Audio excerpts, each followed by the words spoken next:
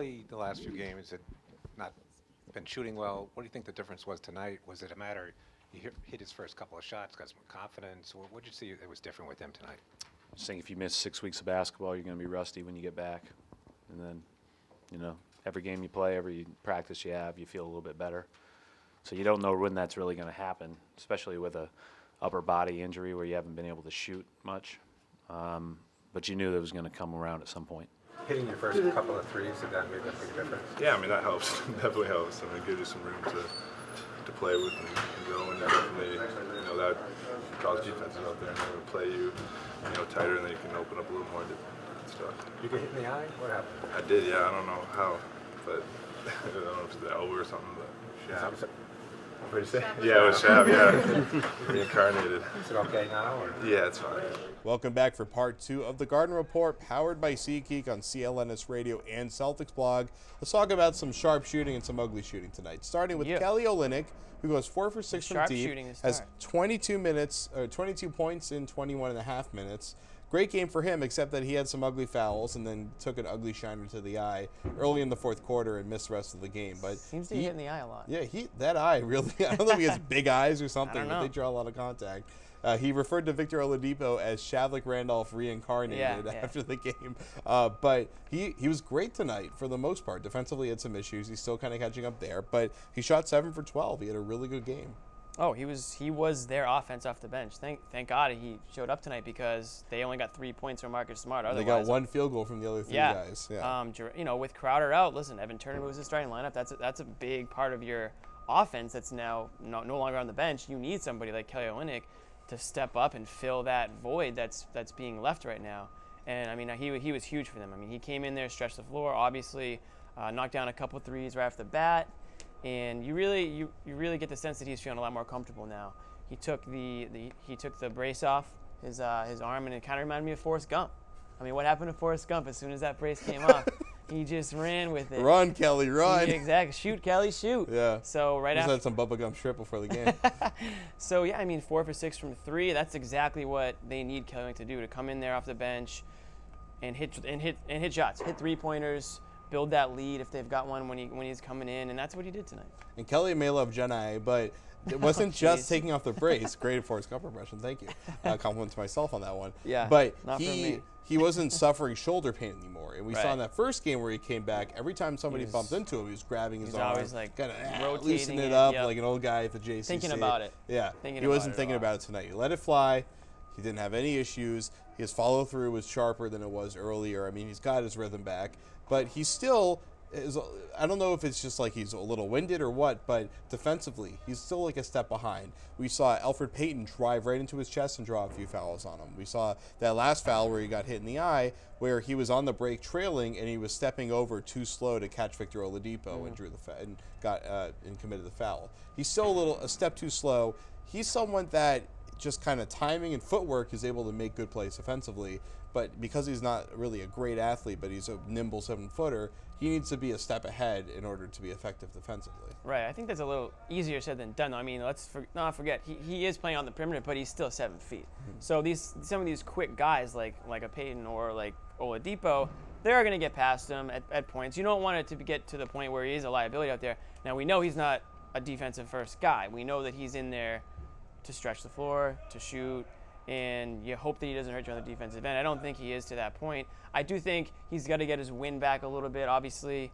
Not that he wasn't able to run with a shoulder injury, but I'm sure he was still limited in what he was able to do with moving that shoulder around. So I think that's all going to come in time. But overall, I don't think you can say too much negative about his performance tonight. I think they'll take the whatever negatives you want to give him on defense. They'll take that when he gives you 22 off the bench. All right, let's talk about 2 other shooters. So first off, you can never, ever not be scared of a 15% shooter, was what Evan Turner said a few months ago. And now he is, I believe, up to almost a 20% shooter from downtown. Yeah. He went 2 for 2 from the field tonight. He had what I thought was a third, but he had a foot. It kind of was like a step inside, and then he kind of jumped back kind of on 1 foot. Like my other foot can't even believe I just hit that shot. But he had a really good night. He had 11 points in the third quarter. It was, and Evan Turner hit not only a corner 3, but a 3 from above the break too. Very bizarro world, kind of, I can't remember what it's called now. The show Twilight Zone. There we Twilight go. Zone, Twilight Zone okay. at night for Evan Turner. I would have saved you. I didn't know where you're going with it. But we knew Evan Turner wasn't as bad of a three-point shooter as he was to start the year. We knew that. I mean, his career numbers were higher than what he was shooting, which was 15% or whatever it was. So he's coming back. He's coming not back down to earth, but maybe back up to earth a little bit because he was shooting so poorly from three. I think he's above 500 since the All-Star break. Is that right? I want to say he's close. Can't imagine that's right. I want to say he's close. But I assume it's on like 8 attempts. No, then.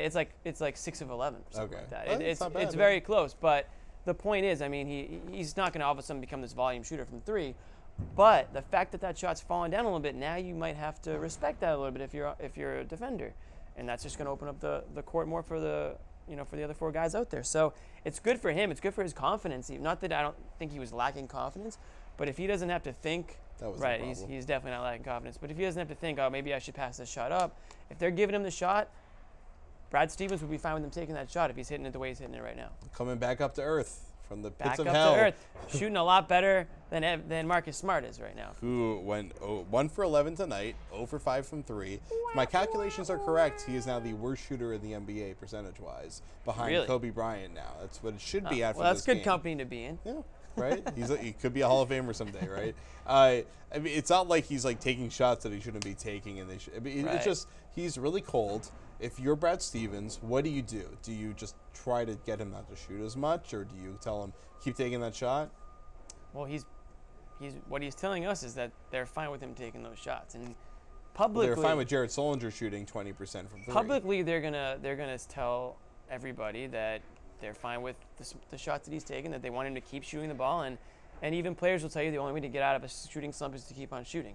Whether or not that's the case with him remains to be seen.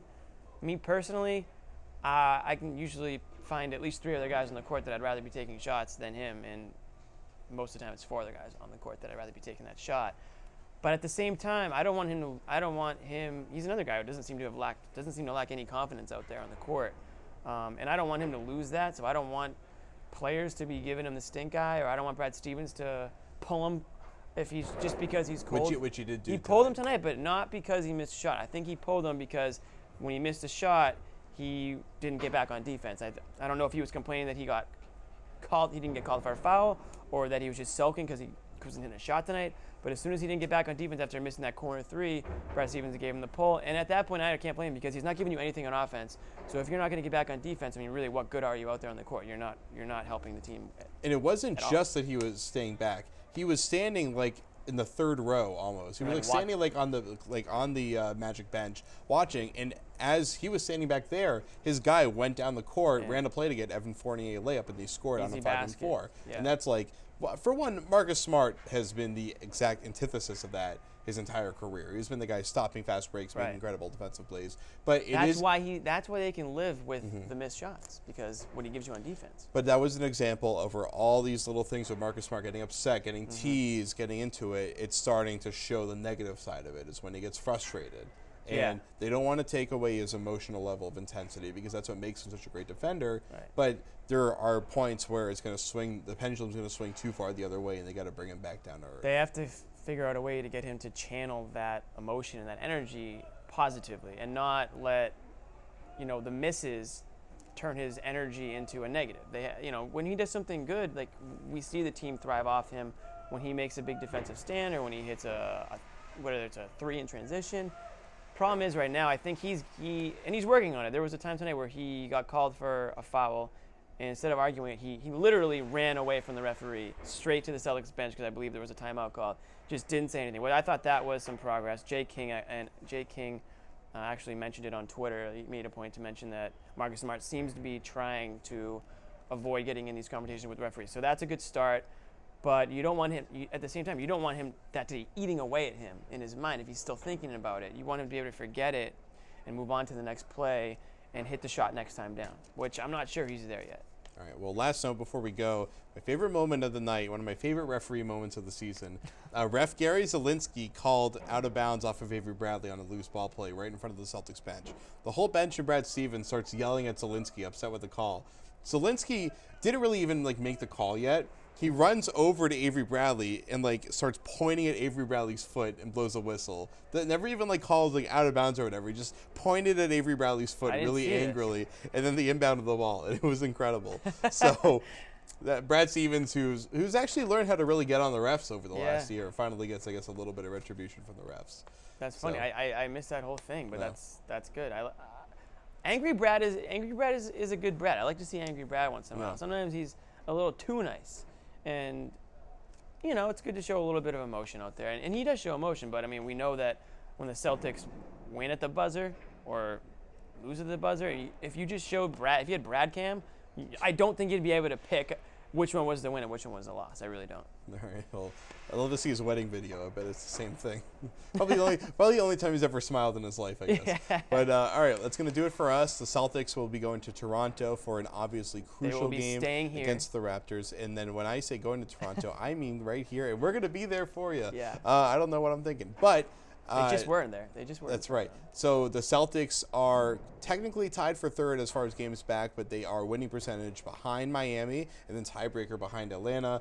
But standings watch is good. We're going to do that at the end of every episode now because there's not a lot of games left, not a lot of Garden reports left in the regular season, and every game counts. So tune in, share this episode with all your friends on social media, or if you talk to people in real life for some reason, share it with them as well. That'll do it for us. Jimmy next to me, All right. Jeremy behind the camera. I'm Jared Weiss. It's the Garden Report. Calm. Peace out.